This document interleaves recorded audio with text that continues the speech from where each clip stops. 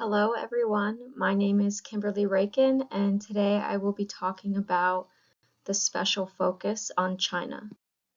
To start off with, there are many journal and scholarly articles written with a special focus on China, describing its emerging economic growth and its projected rise in the already high number of Chinese firms ranking as Fortune's Global 500 firms as compared to the number of global Fortune 500 firms in the United States and other developed countries. Some articles even suggest that China is on track to surpass the United States with the number of Chinese firms listed as Fortune 500 firms due to its economic growth. The authors of these China-focused articles present similar perspectives regarding the reasons for the strong economic growth of China in the past decades, with many supporting the view that the economic rise that has been realized in China is directly related to its decades-long strong growth in its domestic economy. They are further suggesting that Chinese Fortune 500 firms that have been heavily dependent on the strength of China's domestic revenue growth to maintain their Fortune 500 listings would be vulnerable to the deteriorating domestic economy.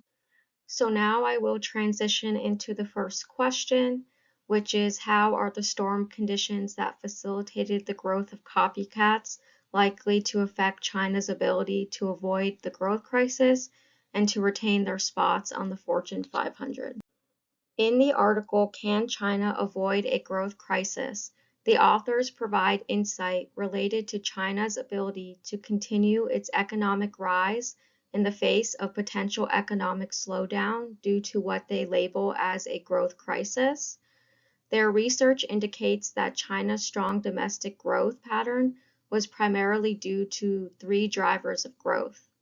The authors of the article stated that this country started with a very low productivity level, an excess of rural workers available to migrate to more productive city jobs, and firms' ability to trade market access for productivity enhancing foreign technology. The authors also suggest that these factors are not sustainable for China to be able to continue the same domestic growth as they have in the past.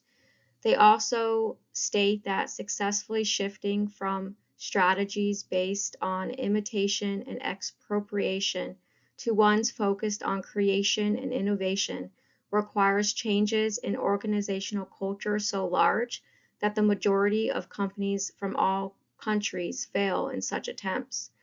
This will be an even more challenging feat for China due to its long-standing organizational culture with its autocratic approaches to management, which are incompatible with a culture of innovation.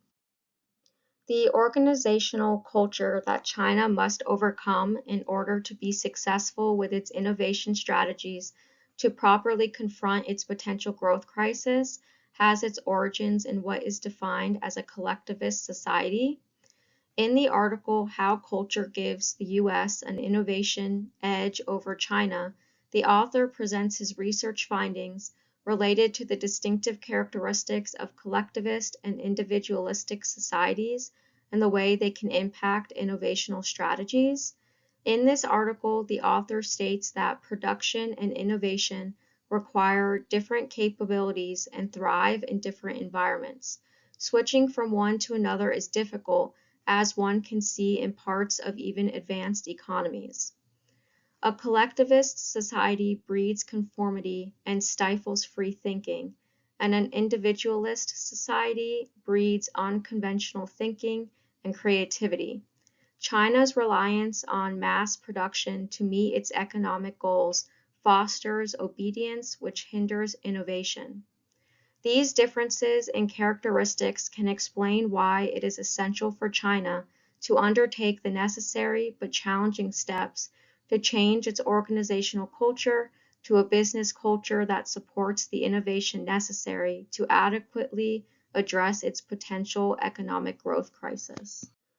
When considering an approach to the transition from what has been a business culture of mass production through imitation strategy to a new business culture with innovation at its forefront, China does not have to look too far outside its own country. The opportunities for business models with successful innovative strategies can be found within the business models of emerging enterprise firms referred to as emerging economy copycats. According to the research findings related to these emerging economy copycats, these firms have been a competitive force in the global marketplace through their capabilities of transitioning from successful imitation of products to development of new products through innovation. In the journal article titled Emerging Economy Copycats, Capability, Environment, and Strategy, the authors provide a comprehensive examination of these emerging economy enterprises, emphasizing their unique capabilities and weaknesses, internal and external conditions that foster growth, and strategies and paths that transform them along a continuum from duplicative imitators to creative innovators and ultimately to novel innovators. The authors also share their insight into the 5 conditions they view as the necessary conditions to facilitate emerging economy copycat development. These 5 conditions are termed as social, technological, organizational, regulatory, and market. These 5 conditions within the STORM framework drive the ECC strategies and are responsible for fostering copycat growth. According to the authors, the ECCs have the distinctive capabilities through their use of the STORM framework to recognize opportunities for economic growth and future development with targeted economies through identification of favorable social conditions, exploiting technological conditions to evolve, benefiting from organizational conditions such as non-hierarchical organizational structures that enable recognition and response to new opportunities, navigating various and complex regulatory conditions, and identifying market conditions and consumer needs within emerging markets. The storm conditions, as presented by the authors, that facilitated this copycat growth in emerging economies replicate those conditions ECCs have been able to experience and take advantage of within China's emerging economy. In response to the question as to how copycat storm conditions will likely affect China's ability to avoid its growth crisis and retain its high ranking on the Fortune 500 will depend on China's willingness and ability to effectively change its organizational culture and transition from mass production imitator to innovator. This can be done through honest examination and assessment of these storm conditions within its own emerging economy, evaluation of the innovative business strategies that have enabled ECC growth in global economies, and development and implementation of innovative business strategies necessary to transform its global business model.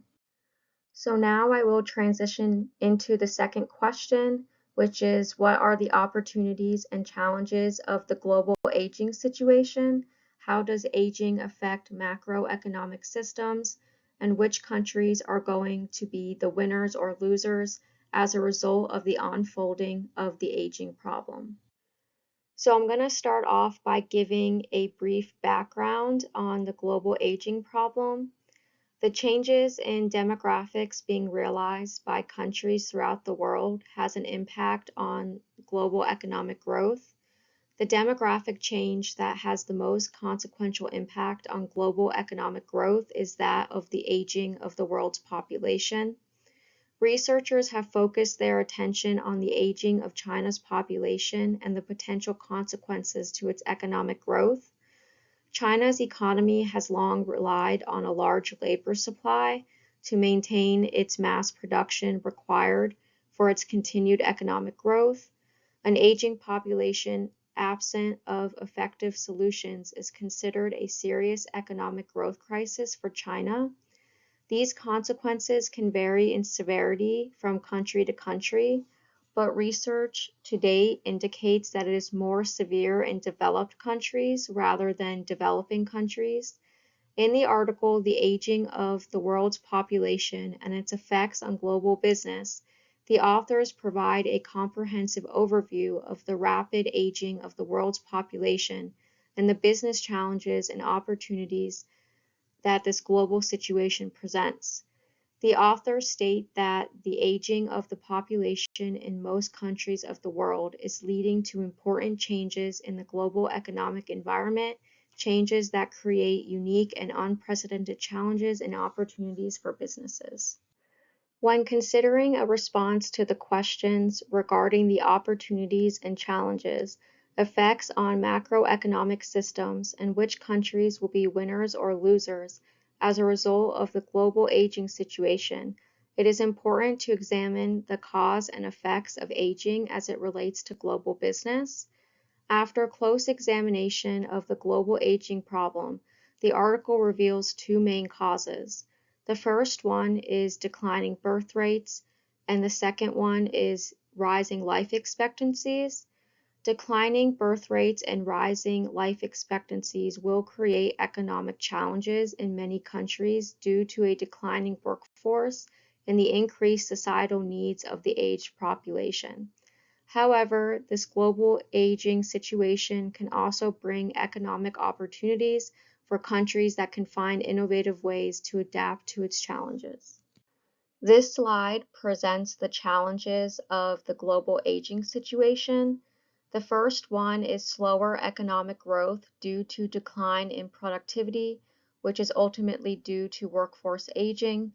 The second one is poverty among the elderly who have aged out of the workforce. The next one is generational equity due to younger workers having to financially support the increasing aged out elderly population. The fourth one is inefficiency in labor markets due to decrease in labor supply available. And the last one is unsustainable public transfer systems resulting from a declining workforce supporting established pension systems of the increasing elderly population. This slide presents the opportunities for the global aging situation. The first one is new business development due to shifting population needs.